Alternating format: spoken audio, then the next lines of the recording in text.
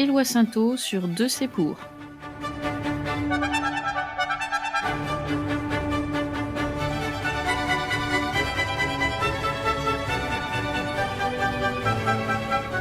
Post-scriptum, tous les samedis à partir de 14h.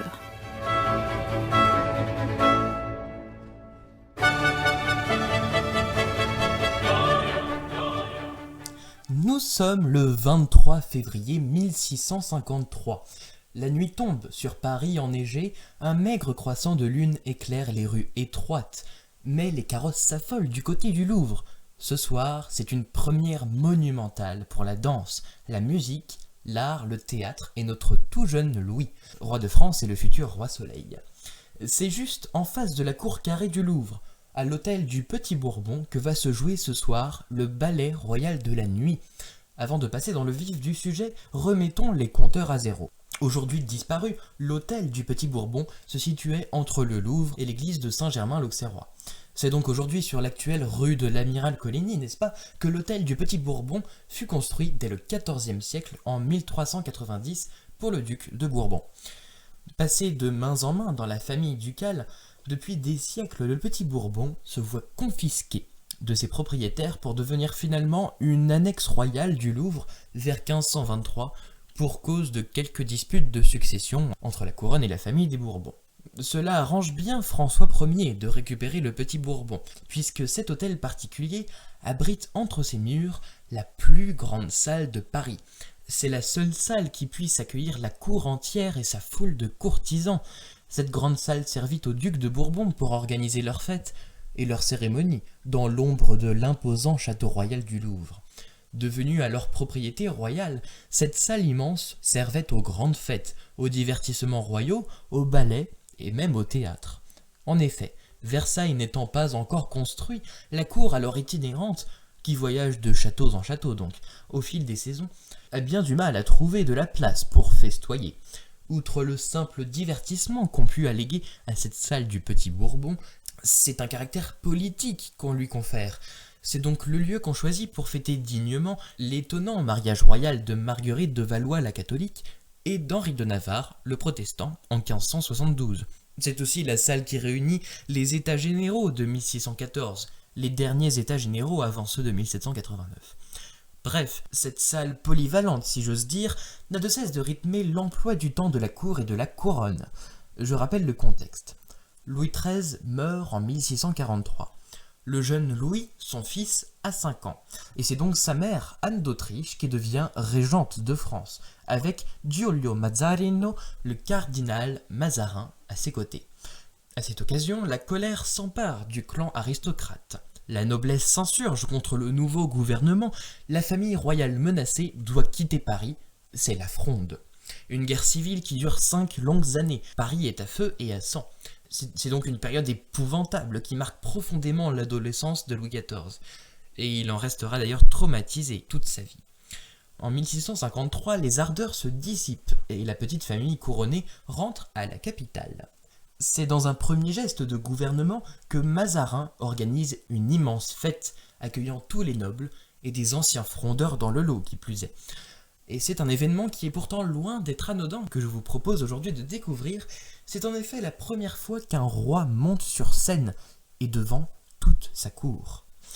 Nous sommes donc revenus en 1653, et c'était peut-être d'ailleurs un peu trop prématuré de dire que Louis est roi. En effet, il a 14 ans lorsqu'il monte sur la scène du Petit Bourbon, et c'est sa mère Anne d'Autriche, régente, et le cardinal Mazarin qui régissent la France. Il est clair que sur le papier, Louis est devenu 14 dès la mort de son père Louis XIII lorsqu'il n'avait que 5 ans. Et même si la majorité royale est à 13 ans, Anne d'Autriche entend bien préchauffer le trône encore un peu avant de le céder à son fils. Ne pouvant être roi de son propre trône, notre tout jeune Louis s'empare du royaume des arts. C'est un excellent danseur. Il joue du luth, même si ce n'est pas son instrument favori. Il préfère de loin la guitare. Il adore la comédie, les ballets, et il aime déjà les beaux châteaux. Dans son royaume, Louis est roi.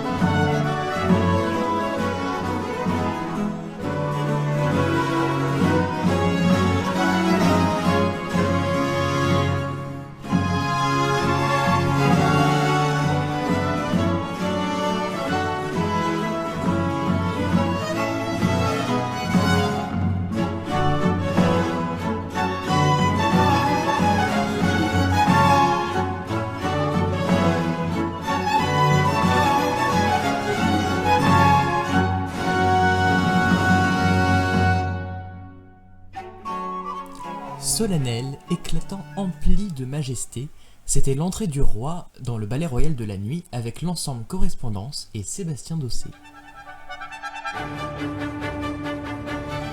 Vous écoutez Éloi Sainteau sur De ses points courts. Alors pour revenir à ce ballet royal de la nuit, puisque c'est le titre de ce ballet, imaginez un peu, toute la haute noblesse de France est réunie. Il y a 3000 spectateurs dans la salle, des danseurs costumés et une centaine de musiciens pour jouer toute la nuit. Ce n'est pas pour rien que ce ballet porte ce nom-là. Non content de réunir toute la crème de l'aristocratie française, le ballet royal de la nuit attire les plus grands artistes du moment sur scène, des chanteurs italiens et des compositeurs. Il y avait aussi des décors somptueux avec des machineries spectaculaires dignes des grandes fêtes du comte de Sforza avec Léonard de Vinci. Contre toute attente, la cohésion entre frondeurs et anti-frondeurs se passe plutôt bien. Il faut dire aussi que Louis, qui n'avait que 14 ans, je le rappelle, a été bougrement malin. Je vous explique. À 6h du soir, dans la grande salle, le ballet entame son ouverture. Tout de suite après, l'incroyable récit de la nuit est chanté par Jean de Campfort, l'un des compositeurs du ballet. De 9h à minuit, 6 entrées sont jouées et dansées, mettant en scène Vénus et ses amours. Puis tout le long de la nuit est entrecoupé de pas moins de 23 entrées, jusqu'à 6h du matin. La nuit s'achève, et pour la dernière entrée, Louis apparaît par une trappe au milieu de la scène, recouvert d'or, un costume magnifique. Le soleil se lève donc. Louis danse au milieu. Les astres tournoient autour de lui et lui rendent hommage, sous les traits des allégories de la victoire, de l'honneur, de la valeur et de la renommée. Et là est le génie du jeune roi. Les astres qui dansent autour de lui, ce sont les grands nobles du royaume, des anciens frondeurs pour la plupart. On a parmi eux le duc de Genlis, le marquis de Vivonne, le marquis d'Humieres, le marquis de Roquelaure.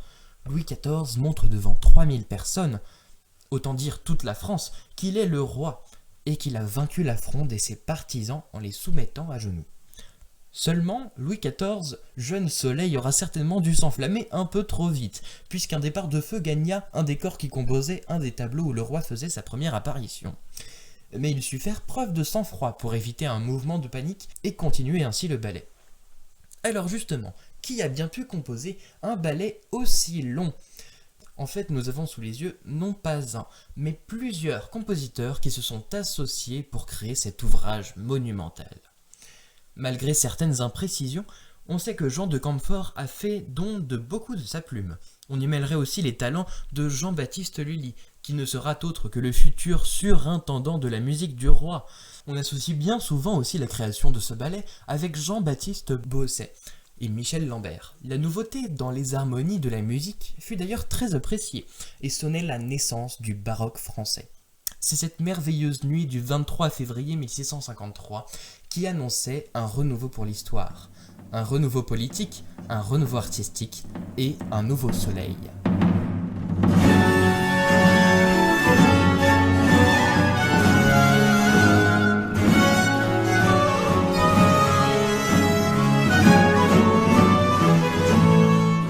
C'était Postscriptum avec Éloi Sainteau. Eh bien, je vous laisse avec ici l'ouverture ou le premier mouvement du ballet royal de la nuit. Rendez-vous la semaine prochaine pour un épisode assez peu ordinaire de Postscriptum.